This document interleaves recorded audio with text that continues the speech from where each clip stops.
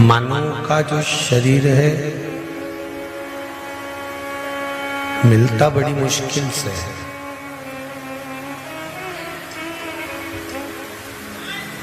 और यदि मिल गया तो भजन में बड़ी मुश्किल से लग पाता है।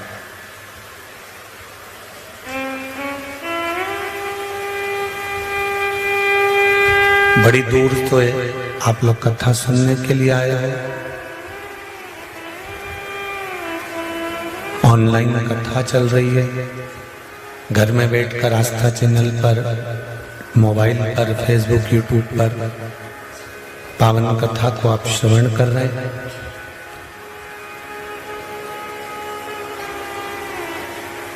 जितने लोग कथा के इस भाव को लेकर यहाँ पधारे हैं, मान लो कथा के बीच में अगर जलवृष्टि हो तो आप चिल्ला चोट ना करते हुए शांति से जो लोहे का टीन शेड बना है उसमें जाकर बैठकर कथा को सुनना। पर जितनी आस और विश्वास लेकर यहाँ पहुंचे हो उतना मौन रहकर 3 घंटे की इस पावन कथा को सुनना। और सुनने के साथ में बाबा से बारंबार विनती करना कि तेरे धाम में बैठकर कथा सुन रही हूं, 3 महीने में मुझे वापस मेरी मुराद पूरी कर कर बुला लेना। ये भगवान से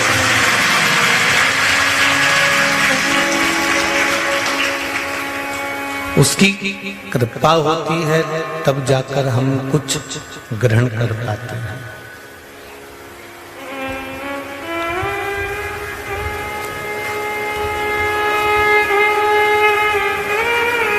चौरासी लाख योनियों में केवल एक मनुष्य की योनि है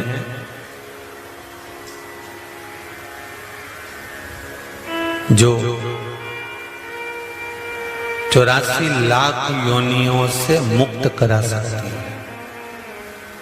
मेंढक की योनि मिल जाएगी तो हम 84 लाख योनि से मुक्त नहीं हो सकते।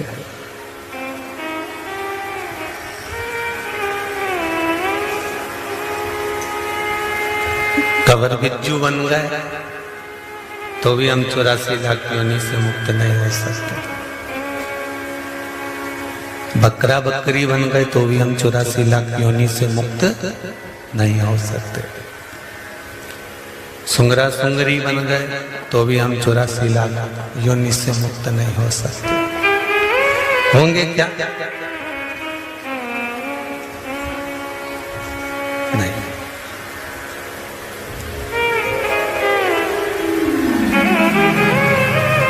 छिपकली, काकरोच, पशु, पक्षी, जानवर,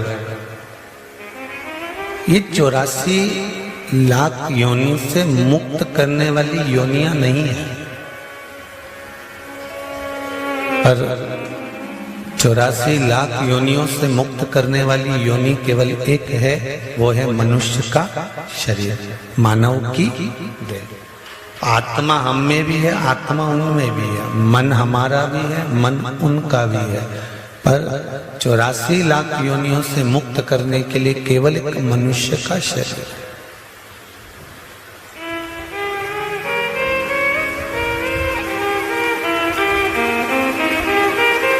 किसी योनि से हम मुक्त 84 लाख योनियों को नहीं कर सकते, पर मानव का शरीर मिला है, इसको अगर हमने भजन में लगा दिया, कीर्तन में लगा दिया, स्मरण में लगा दिया, भगवत भक्ति में लगा दिया, तो हो सकता है कि हम अगले योनि में नहीं पड़े, हम बाकी की योनियों से मुक्त हो जाए।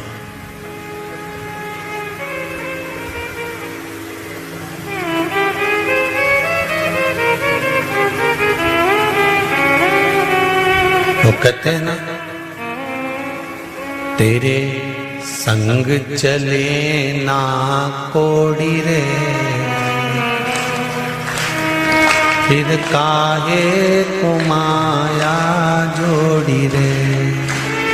महाराज अंतिम बिंदु में जब हम जाएंगे हमारे साथ में कोई कौड़ी, कोई धन, कोई पैसा, कोई कपड़े अलमारी में रखे हुए अच्छे अच्छे सूट, हेट, बूट कुछ भी नहीं जाएगा। ना हेट जाएगा, ना बूट जाएगा, ना सूट जाएगा।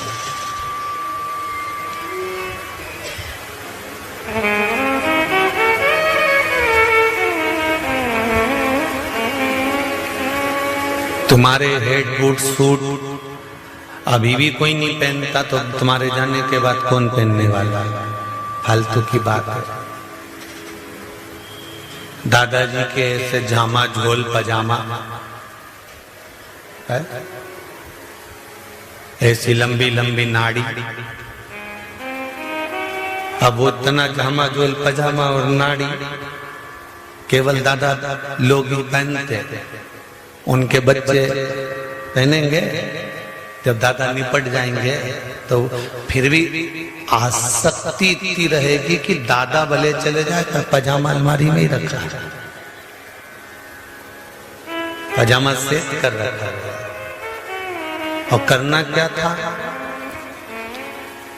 कि उस पजामे को भी जिसके काम में आ जाए, जिसके कार्य में आ जाए, कोई के पास वस्त्र नहीं है, किसी के पास कोई चीज नहीं है, तो वो वस्त्र उसको दे दिया जाए जिससे कि वो उसका प्रयोग कर सके।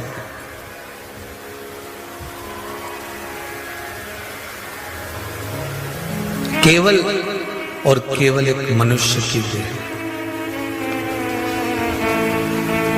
जो 84 लाख योनियों को काटने का काम कर देती है। और वो 84 लाख योनियां कटेगी कैसे?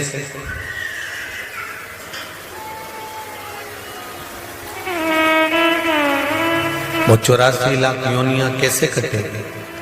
कि कलयुग केवल नाम आधारा, सुमर सुमर उतरहि पारा।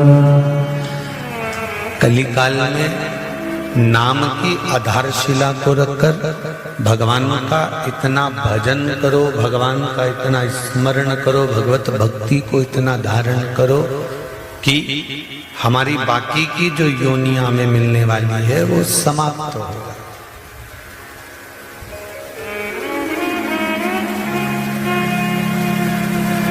किसी किसी का मनुष्य देह प्राप्त होने के बाद दूसरा देह मिलता ही नहीं।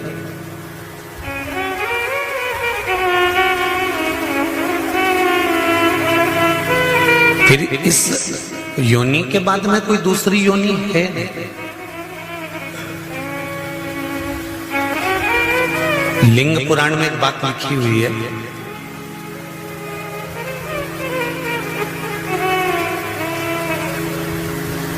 अय्यप्पा स्वामी, कार्तिकेय, षडानंद, स्कंद देव, भगवान कार्तिकेय ने अपनी माता से पूछा, मां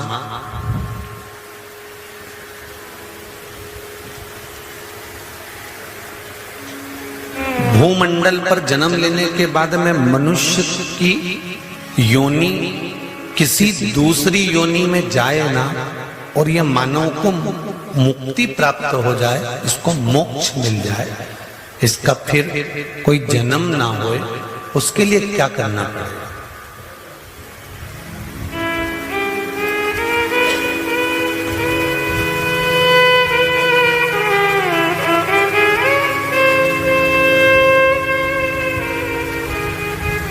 शिव चरित्र, काशी से जो एक पुस्तक निकलती है शिव चरित्र, पृष्ठ संख्या 68, आप उसको भी पढ़ें।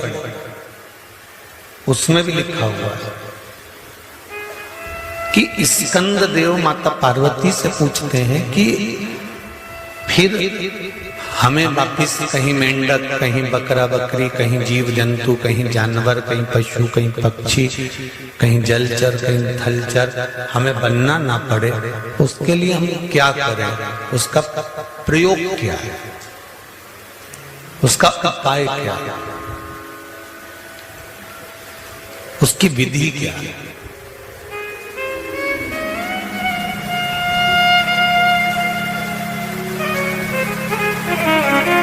पार्वती जी ने कहा, भूमंडल पर जन्म लेने के बाद, मृत्यु लोक में आने के बाद हम अपना कार्य अगर श्रेष्ठ तरह से करते हैं, इसलिए शायद गीता जी में भगवान कृष्ण ने कहा कि कर्म प्रधान है।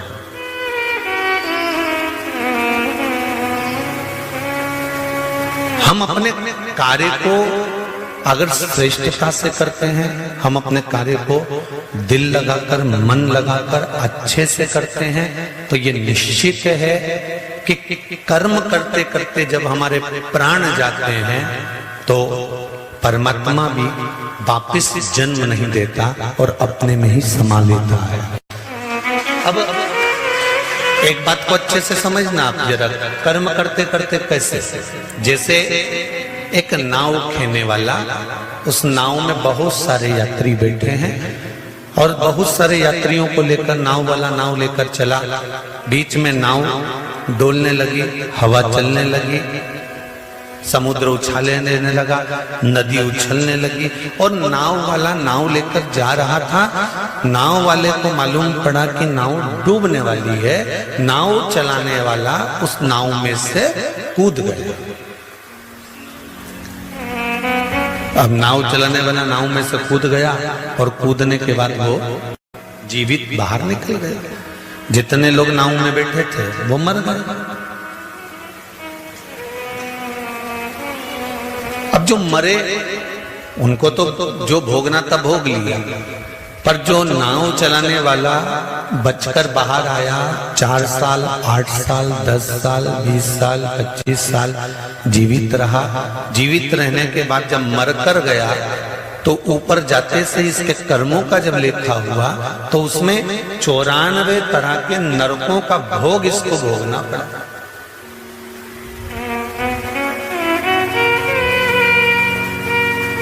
नाव वाले नाविक ने कहा, नाव चलाने वाले ने कहा, सबको 10 नरक, किसी को 15 नरक, किसी को 5 नरक, किसी को 2 नरक और मुझे 94 तरह का नरक क्यों? तब धर्मराज ने कहा, तेरा कर्म था नाव चलाना, पार उतारना, तू तैरना जानता था, किसी एक को भी बचा लेता। कर्म करते करते, बचाते बचाते अगर तेरे प्राण भी छूट जाते तो तुझे वापस जन्म नहीं होता, तेरी मुक्ति हो जाती। पर कर्म को छोड़कर अगर तुम दूसरा कर्म कर रहे हो तो उसका तो भोग तुम्हें भोगना पड़ेगा।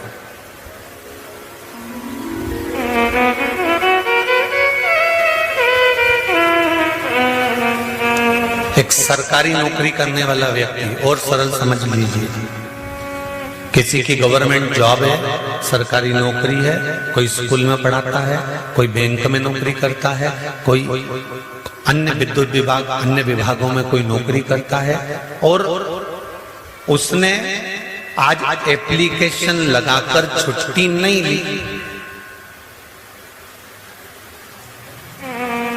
और छुट्टी उसको मिली भी नहीं, उसने ली भी नहीं, और अपने दोस्तों से कहकर कहीं चले गया। जाते जाते जाते जाते जाते जाते छुट्टी वाले, उसने छुट्टी ली नहीं, बस छुट्टी दोस्तों से कहकर चले गया कि तू मेरा काम संभाल लेना, मैं बस अभी आ जाऊंगा। और जाने के बाद में उसका कहीं एक्सीडेंट हो गया, कहीं कोई घटना घट गई, कोई दुख आ गया, तो ईमानदारी से बोलो, अब वो ना इधर का रहा ना उधर का रहा। एक छोटी सी एप्लीकेशन लगाकर एक छोटी सी छुट्टी लेकर चले जाता और शासन प्रशासन की निगाह में रहता कि इसने छुट्टी ली है, हमने दी है, तो फिर प्रशासन उसको संभाल लेगा। पर इसने छुट्टी ली ही नहीं और चले गया। और घटना घट गई तो फिर प्रशासन उसको सहयोग कैसे कर सकता है, उसको सपोर्ट कैसे करेगा? तूने छुट्टी ली नहीं तो चला गया। ये शिव पुराण कहती है कि हम जिस कर्म को करें, हमने छुट्टी ली कि नहीं ली, हम जिस कर्म को करें उस कर्म को हम भगवान के भरोसे पर कर कर चलें। जैसे सरकारी नौकरी करने वाला अगर छुट्टी ले लेता तो सरकार उसका ध्यान रखती, फिर उसका कुछ भी होता तो सरकार उसको स्मरण करती। हम कहीं पर भी जाएं, कहीं से भी आए, कुछ भी कर्म करें, हमारा कर्म अगर हमने हमारे बाबा कुबेरेश्वर पर, महाकाल राजा पर अगर छोड़ दिया है तो ये निश्चित है कि हमारा कर्म प्रबल होएगा और उसका फल हमको मिलेगा जरूर, उसका फल हमें प्राप्त होगा। मत बुरे कर्म कर बंदे वरना पछताएगा, भगवान की आंखों से तू बच नहीं पाएगा, तू बच नहीं पाएगा। अरे ओ अज्ञानी मत करना दानी, तेरे कर्म का फल भी तू ही पाएगा, जैसा किया तूने तेरे आगे आएगा।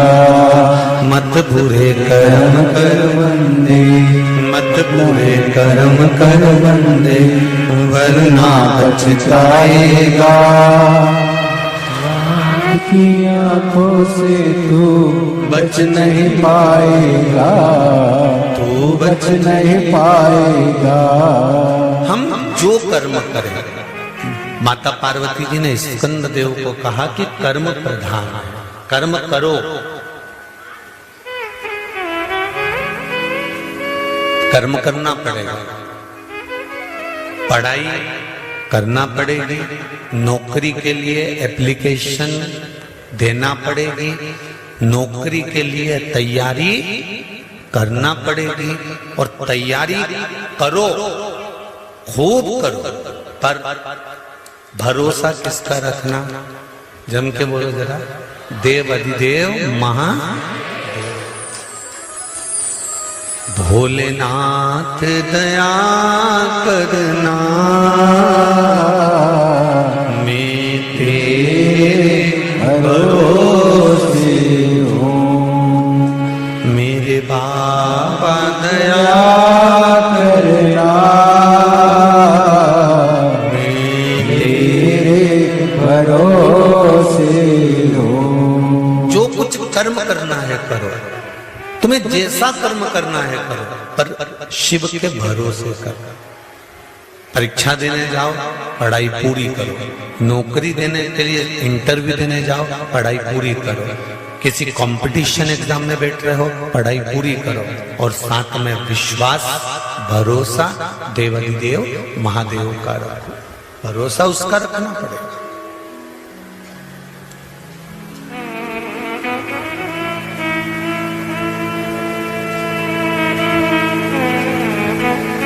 जब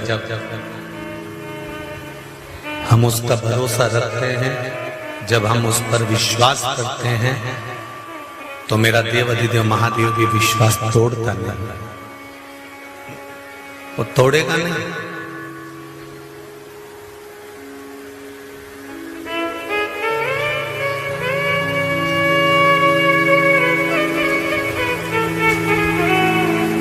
शिव पुराण कर रहे हैं, स्कंद देव ने पूछा कि मनुष्य शरीर छोड़ने का और वापिस जन्म ना होने के लिए हमें क्या करना पड़ेगा? तो कहा कर्म करो। बॉर्डर पर लड़ते लड़ते अगर कोई मर जाता है ना, प्राण छूट जाते हैं, तो उसको वीर गति प्राप्त करने का पद मिल जाता है। कर्म करते करते अगर हमारे जीवन में हमको दुख सहन करना पड़ रहा है, कष्ट सहन करना पड़ रहा है, कर्म करते करते हमको तकलीफ भी आ रही है, कष्ट भी आ रहा है, तो उससे हमें घबराना नहीं है।